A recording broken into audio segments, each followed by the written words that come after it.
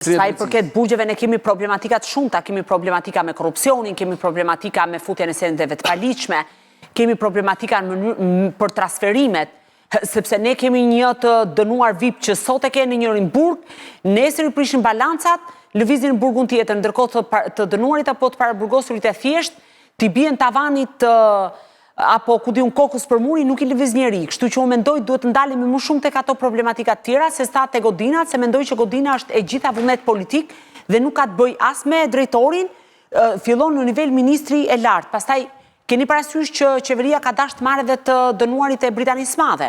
Se ka dhe një projekt, kemi një dënuarit e Britanisë të vinë këtu duhet. Ka një marrëveshje, si ta them unë, e thot marrëveshja këtë gjë.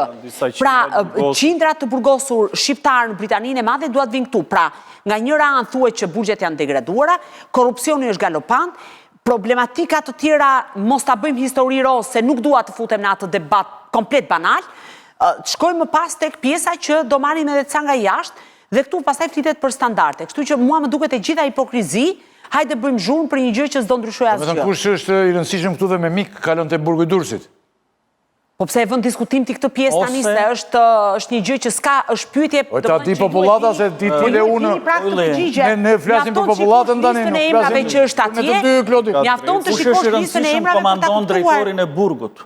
Komandon drejtorin e burgut se e blen me lekë në fillim, drejtorin e burgut dhe komandon ose emëron po deshe.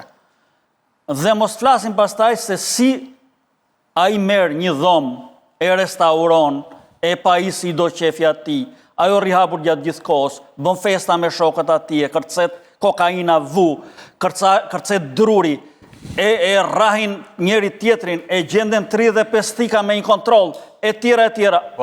Janë qerdhe të mirëfillta korrupsioni. Klodi, kur s'do të hapë të temë, se e folin në një televizion tjetër, po themi diçka dhe për këtë.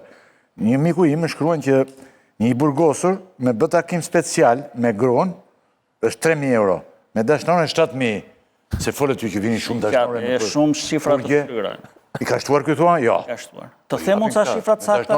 Të themun sa shifrat sakta? Tani zoti Rakipi, a mund ta them, jo do ta them këtë fjalinë se ka një problem, nuk është se nuk dua ta hap këtë debat. E di cili është debati në këtë histori? A ka një hetim prokuroria për të identifikuar personat përgjegjës që kanë lejuar vajzat caktuara, quaj si të duash eskorta atyre me radhë për tyra atje, sa ata nuk kanë rënë nga qielli, kanë hyrë aty mrena. Ka patur një noter që ka firmosur një kontratë notariale, dhe kontratat notariale nuk janë bërë në emër të bozëve të krimit, janë bërë në emër të dënuarve që mund t'jenë edhe për drejtim jetin në mënyrë të parregullt, dhe ndërkohë atje brenda i ka pritur njëri tjetër. A janë marrë kamerat e sigurisë, kush është polici që i ka shoqëruar, se ka një kontratë notariale në dorë për takimin që do të kryej vajza që do të hyjë atje. Pra, unë nuk kam asgjë me ato dhe nuk kam asgjë me të paraburgosurit apo me dënuarit në këtë rast. Në këtë rast e kam me institucionet. Cili drejtor burgu ka lejuar që të hyjnë ata? Se çdo gjë është e monitoruar. Pra, nëse dikush ju shkoni nesër dhe shteti do të di veprimet tuaja brenda burgut, pra do shkoni të merrni një intervistë, shteti e di në çfarë ore keni shkuar, kur jeni kontrolluar, sa keni qëndruar, sa ka zgjatur intervista e tjera me radhë. Atëherë, a ka një hetim, pastaj nëse do të bëjmë show mediatik, kaq para, hajde diskutojmë. Ka në një drejtor përgjegjës për këtë çështje, digjët i zotit. Oj, më shkruan njeri i lirë tani që... Po të pyes tani. 7.000 euro është për dashnorin dhe 3.000 euro për gruan. Ka në një drejtor të arrestuar për këtë çështje? Mund të ma thuash mua? Dhe pastaj hajde diskutojmë. Po çfarë më thua atëherë? Mbaron këtu diskutimi. Ato, po shumë dakord, pra këtu po them, s'ka njëri të arrestuar. Klodi, për këto vajzat që vjen atje paraqiten, këto duket e kanë, si që vjen në Dubai, vjen edhe në përburgje kam dëgjuar unë. Tani. Po nëse ju ishit i vëmendshëm unë sapo e thash që nuk ka një hetim për të gjithë zyrtarët e burgjeve që kanë lejuar një situatë të tillë. Kështu që në këtë aspekt unë mendoj që përgjegjësia më e madhe është përgjegjësia institucionale. Pastaj nëse doni të vijojmë më andej, është një histori që unë mendoj thjesht e banalizojmë. Kështu që mendoj e mbyllim këtu se kam përshtypjen do mblidhemi herë tjetër dhe do ketë çështje më të rëndësishme për të folur me burgje. Dhe mendoj që siguria dhe korrupsioni në burgje duhet na shqetësoj më shumë se gjërat e tjera. Se kemi pasur edhe vrasje në burgje, mos e harroni këtë. Po pra, prej shumë kohësh, nga kora që s'mbahet mend, është futur pistolet dhe është bërë vrasje në burgje para pak vitesh. Edhe në burg sigurisht lartë. Kjo është shkosh të prathi. Të futet arma brenda dhe të bëhet vrasje në burg. Nuk ishte ndodhur prej... Si që më shpjegon ti mua, njeri që që i di nga brenda gjërat, më shpjegon mua, celulari me fut do bot 2.500 euro, thotë. I shtoka pak e... Varet nga lloji i burgut. E majtë 2.000 euro dhe kjo në varësi dënuarve, se ka dhe më shumë. Varet nga lloji... Varet nga burgu. Një shishe vere 250 euro, thotë. Po plastike 150. Jo, nuk të jënë. E në tjetër, po mi tërgojë këshu, po nuk të tërgojë e më në këtat, po hajtë. Tani... Këtë herë e fale, herën tjetër është lajë. Pso i ketë sigurta, thotë. Të një shishe verë sa ishte? 250 për këshu shishe, plastike 150. Binte plastike se me ziru... Nuk paraqet rrezikshmëri. Plastike paraqet edhe rrezike. Tani, këto burgjet mund të mbyllen që të ikim edhe kësaj se... Po kalot e tema tjetër, se po të presin të ftuarit e tjerë, zoti Rakiti. Me pres zogajn, se edhe ti janë duke kin ata. pritur se këta do të flasin për ambasadorin që po vjen një ambasadori Amerikës, është ka qenë general kë.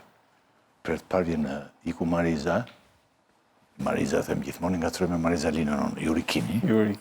Se me Mariza Linën më kujtohet mua atëre që për plasë i doktori fort, edhe më kujtohet mirë se me këtë Jurikimi nuk kujtohet. Do dalim të presim në zoti Ylli, se është general lejtnant ai? Jo, unë nuk dalë me tani për këto gjera, pritje gjera, nuk jam me isha dikure, dita, po tani mosha dita nuk lejojnë. Tani, si thoni këto burgjet do mbyllen, po mbyllen burgjet ku do vend burgosërit? Kalojmë te tema e radhës së shumë interesante. Nuk mendoj që kam për... Se nuk do ndodh asgjë. Ta siguroj për këtë. Asgjë s'ka për të ndodhur. Më thënë, ju keni den që asgjë s'ndodh, ë? Jo. Unë jam e bindur për këtë, jo ide. As korrupsion, tani do jemi raportit dëm avokatit popullit. Tani do jemi shumë shkurt, pak minuta. Po Klotida Bushka është paraqitur në SPAK, për çfarë arsye? Dosja Velia i 2. Velia i 2. Po, shumë e Po thjeshtë. çka bërë Klotida Bushka këtu? Tani ideja është që prokuroria e posaçme pasi mbylli pjesën e parë të dosjes për zotin Veliaj dhe 29 pandehur të tjerë, që janë jo vetëm individ, por edhe shoqëri fizike, shoqëri tregtare dhe OJF, veçoi një dosje ku po heton sërish familjar zotit Veliaj dhe aktivitetin e tij. Pra quhet dosja Veliaj 2 ose me fraksion.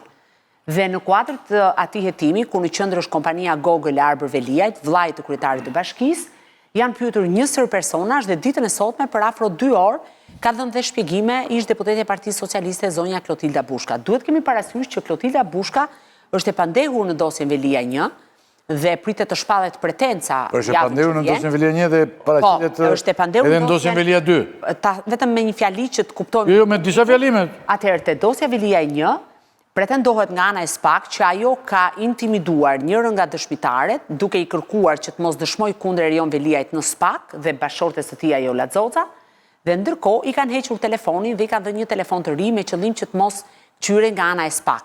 Dhe për këtë arsye ajo ka akuzën e veprimeve që pengojnë zbarjen e së vërtetës ose pengimi drejtësisë të ndryshe.